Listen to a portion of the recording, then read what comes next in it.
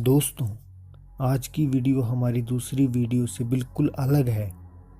आज हम आपको एक सच्ची कहानी बताएंगे जिसमें कैसे एक व्यक्ति का डरावना सपना सच साबित हो गया।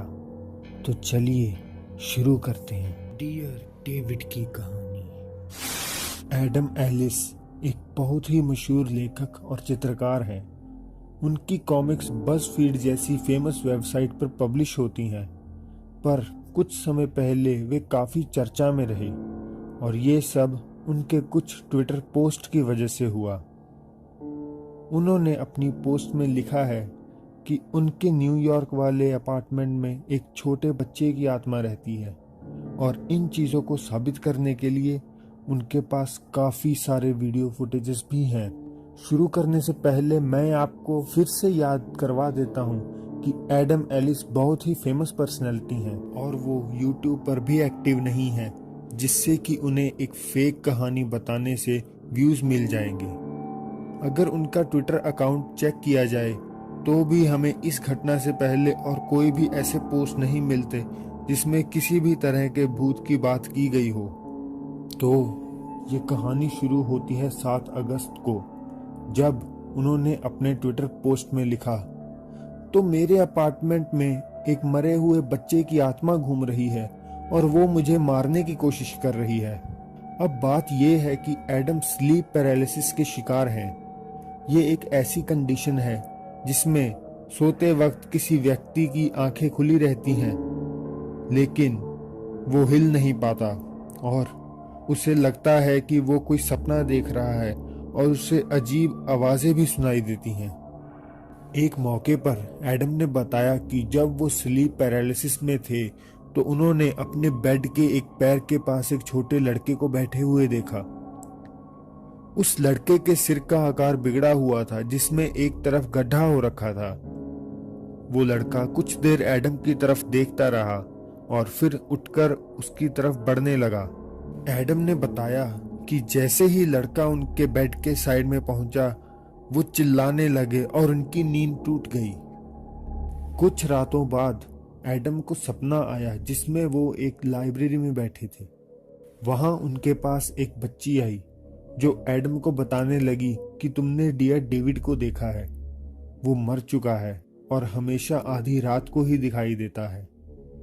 तुम उससे 2 सवाल पूछ सकते हो, बशर्ते उसे पहले डियर डेविड कहना होगा, मगर गलती से भी तीसरा सवाल मत पूछना, वरना वो तुम्हें जान से मार डालेगा। कुछ और रातों बाद एडम फिर से स्लीप पैरालिसिस की हालत में जागते हैं। एडम बताते हैं कि डियर डेविड फिर से उनके बेड के पास बैठा था।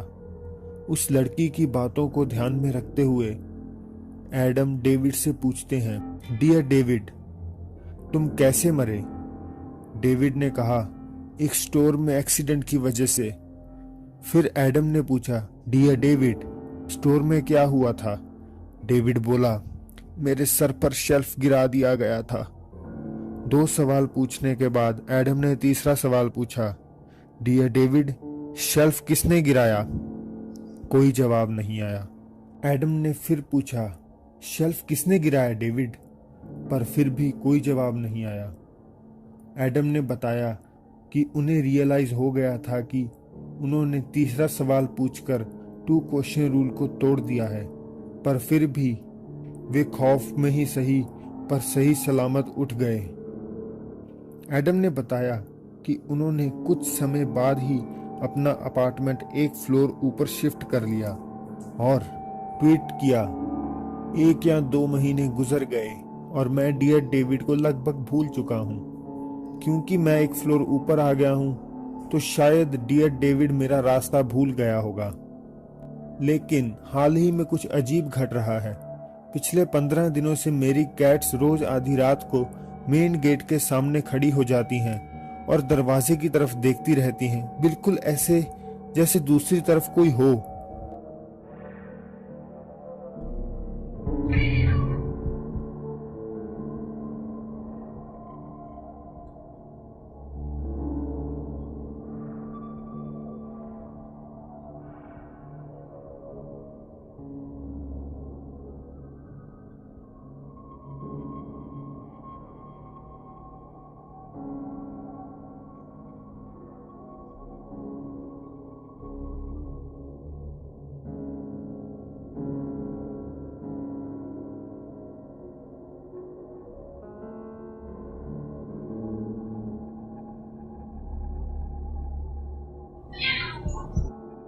एडम ने कहा कि वे बेचैन थे क्योंकि उनकी बिल्लियां घंटों तक दरवाजे पर ऐसे ही बैठी रहती थीं। अगले ही हफ्ते एडम ने एक इंस्टेंट कैमरा खरीदा और अपने अपार्टमेंट के कोने कोने की तस्वीर ली, पर उन्हें एक जगह कुछ ठीक नहीं लगा। जब एडम ने दरवाजे के बाहर रोशनी से अच्छी तरह चमकते गलियारे की तस्वीर ली तो वो बिल्कुल काली निकली। कुछ और तस्वीरें लेने के बाद भी उसमें अंधेरा छाया रहा।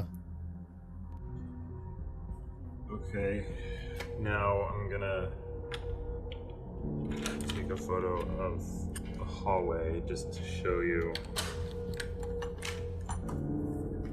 what that's like.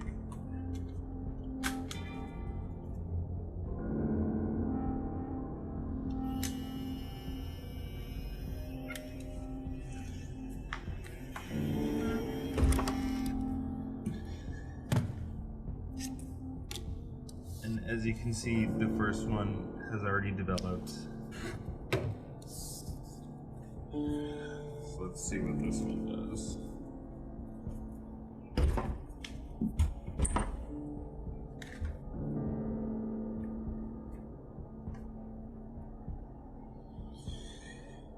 That's gonna take a minute.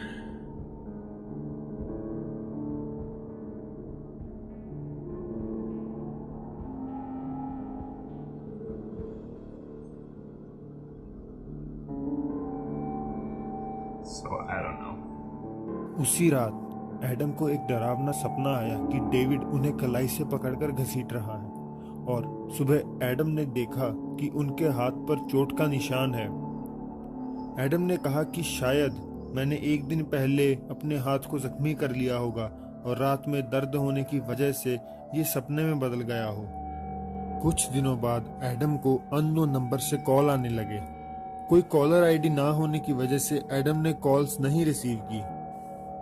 ये सोचकर कि शायद यह टेलीमार्केटिंग या ग्रे मार्केट कॉल्स हो, पर आखिरकार उन्होंने कॉल उठा ही ली और सोचा कि काश वो कॉल उठाते ही नहीं। एडम ने बताया कि उन्होंने सांस लेने की आवाज सुनी और एक शिथिल आवाज में कोई बच्चा हेलो बोल रहा था। डरावनी आवाज को सुनते ही एडम की हड्डियां जम गईं और उन्होंने कॉल बिना कुछ बोले ही काट दी। अगस्त के एंड से ही एडम टोक्यो की ट्रिप प्लान कर रहे थे और अपनी कैट्स पर नजर रखने के लिए उन्होंने एक मोशन सेंसिटिव पेट मॉनिटरिंग कैमरा खरीदा ताकि जापान में होते हुए भी वो अपनी कैट्स पर नजर रख सकें। मगर उसी रात मोशन रिकॉर्डिंग कैमरा में यह सब रिकॉर्ड हुआ।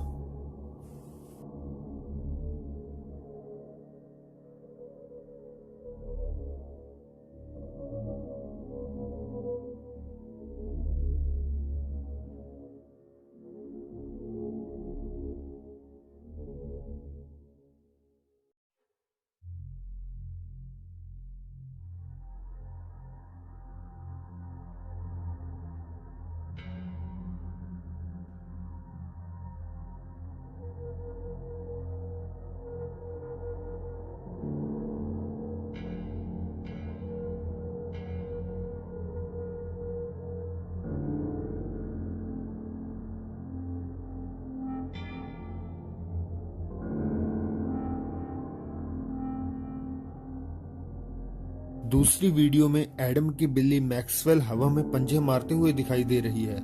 ऐसा लगता है कि जैसे वहां पर कोई हो।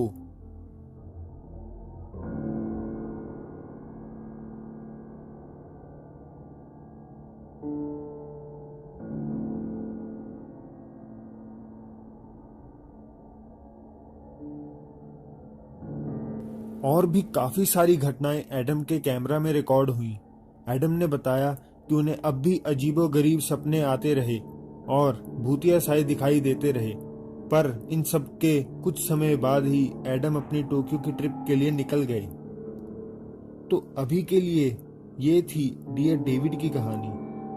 डियर डेविड के बारे में और जानने के लिए आप एडम एलिस को ट्विटर पर फॉलो कर सकते हैं। उसका लिंक आपको डिस्क्रिप्शन में मिल जाएगा। और अगर वीडियो अच्छी लगे तो लाइक ज़रूर कीजिए और हमारे चैनल को सब्सक्राइब करना मत भूलिएगा।